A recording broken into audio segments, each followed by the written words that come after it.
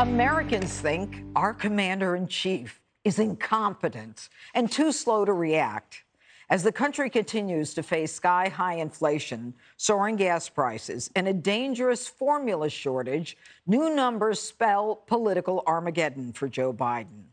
69% say the economy is bad. 65% say Biden is slow to react when issues arise. And over half say the man is simply incompetent. Biden also getting slammed over the baby formula shortage. The president trying to do a victory lap after flying in supplies from Europe. But the formula reportedly will not be going to store shelves. It will instead go to hospitals, doctors, and other facilities. President Biden is facing all kinds of problems, but as usual, the Democrats are running cover. We're moving from the strongest economic recovery in modern history to what can be a period of more stable and resilient growth. President Biden has been very decisive in his leadership, beginning with the American Rescue Plan. We rescued the economy, put shots in arms, money in pockets, kids back in school, laid the foundation for a robust economic recovery. You know, by any metric, with the exception of inflation, this country has moved forward under his leadership. And some in the media claim Biden's poll numbers are in the tank because of negative coverage. Political talkers always try to focus on, well, what does it mean for the Democrats and Biden in the midterms? Forget about that for a minute. What does it mean for our psychology, for our health as a nation and a world, when you're just inundated by seemingly negative headlines all the time? It feels like long COVID. It's like everything is bad and we can't get healthy again. And really, it's a tremendous challenge, I think, particularly for the media, because what stories do you focus on? Okay. Well, I think we'll focus on this story now. Look, Greg, we've all known the guy is not with the program. We've known it for a long time. The numbers have been clear as far as we were concerned. But now it appears that it's not just us. The voters know it. The voters know it. The polling shows it. You know, in the beginning, it's like America was like, you know, let's give the guy a chance. We elected him. Let's give him a chance. You know, we're not going to criticize him. But now it's like we're not even in 2 years, and they're like, this guy's a loser. This guy's incompetent. 57% say the president is distracted. 51% say he's incompetent. 60% say he's not focused. We've got inflation going through the roof, and they want to blame the media? I don't know. I think for this country, he has been an excellent president. Look what he's done. He's helped arm a population so they could defend themselves against a threat. He also showed how important a border was and was willing to protect it. And by this country, I mean Ukraine. Because that's definitely not the United States. He just said that we should be concerned about monkeypox, right? That's a disease spread by, plug your ears, Dana. I got it. It's a disease spread by anonymous kinky sex at raves. And so I'm just wondering, are we supposed to be concerned by this? Because he says, I mean, we're all not like Hunter. The thing is, this is an example of the president's inability to assess the size and scope of a problem. So the criticism here is they say that he's too slow to react. He's only too slow to react to major crises like crime, inflation, the border. But stuff that's not important or stuff that is external, stuff that's symbolic, something that's a virtue signal, he's right on top of it. I mean, I always go to the example of the border guard. He didn't waste any time smearing that guy. Oh, yeah. You know, and he didn't waste any time smearing a lot of people calling it like if something suits the woke sensibilities of the people that pull his strings, he's right there. But right now, he's gone from Build Back Better to an absolute disaster. He's like the opposite of Babe Ruth. You know, when Babe Ruth would point to the bleachers and say home run, he does that and then he jumps into a well. There's just there's no logic to this. All right, Dana. You know, when I was reading about this, Biden was saying that he's going to blame the Russian invasion for the food shortage we have. Well, okay, now there might be a little bit of merit to that as they get closer in terms of the Ukraine and the grain prices. But another thing where he was quick to react and never apologize is on the Georgia voting law. Right. Remember, he went down and he said that Republicans are like Bull Connor.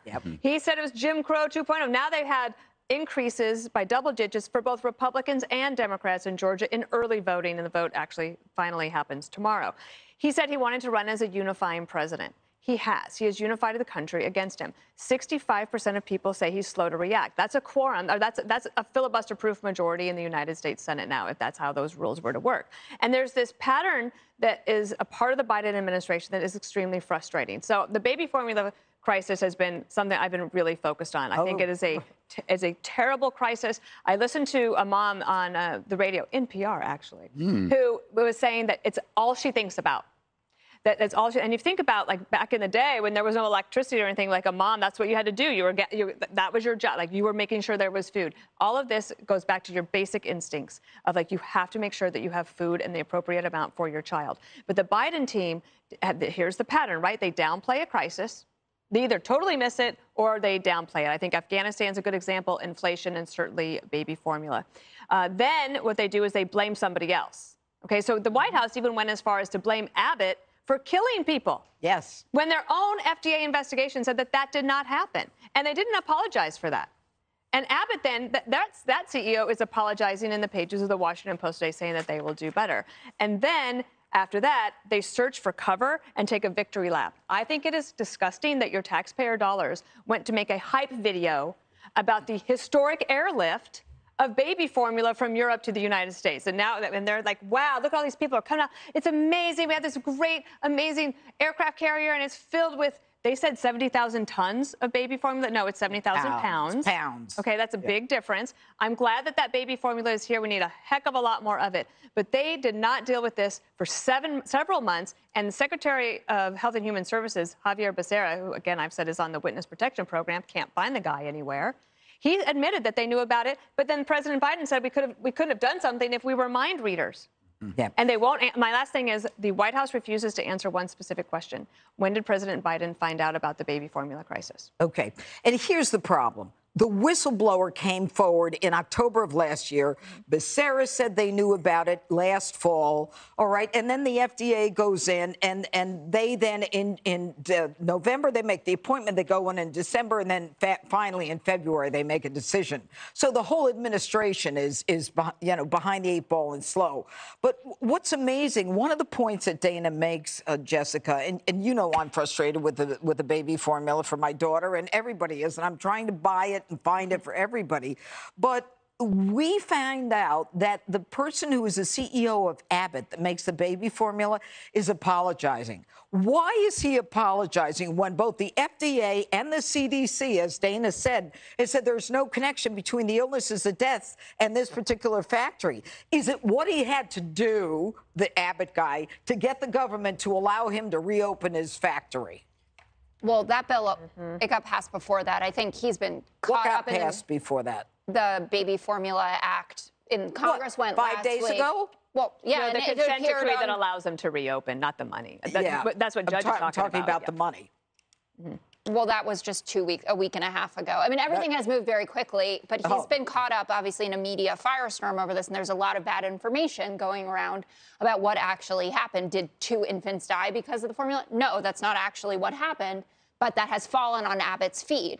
And I do think, honestly, it's good CEOing that he did write that piece, because there are a lot of angry parents and people and grandparents that are trying their hardest to find formula for their kids. So I think it was the right move for him. He shouldn't have necessarily been in that position, but it's exposing a big problem that the Biden administration is relying on shifting to talk about, and people are saying you're just obfuscating, but it is important to acknowledge that there are only 4 companies that produce 99% of the formula that exists. Whose fault is that?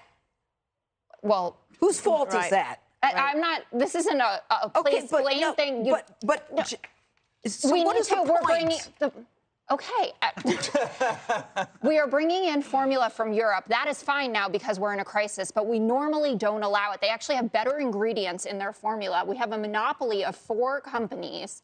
Why are you acting frustrated with that? I said Biden didn't do a great job about it. Here's the difference. Because Joe Biden has been in Washington for 40 years, and he has no idea how fragile and uncompetitive the U.S. baby formula industry is. He just wakes up to it all of a sudden. Oh, look what we have here. We have a shortage. I was walking down the street today. I saw some skinny blonde mom pulling other moms aside with her little I got hypoallergenic. I got some Alimentum. It's a black market out there. It's not funny. You look at the streets. The streets are wild with these baby formula people. This is why you have a baby formula shortage in this country, because the press treats the president like a baby, right? And like he wants credit for not fixing a problem he himself created. Right. They're airlifting formula from the Europeans. We're getting bailed out by the French. We're supposed to be bailing them out. What's wrong with this thing? And then you look at these numbers. 2/3 of the country thinks the economy's bad and Joe's asleep at the wheel.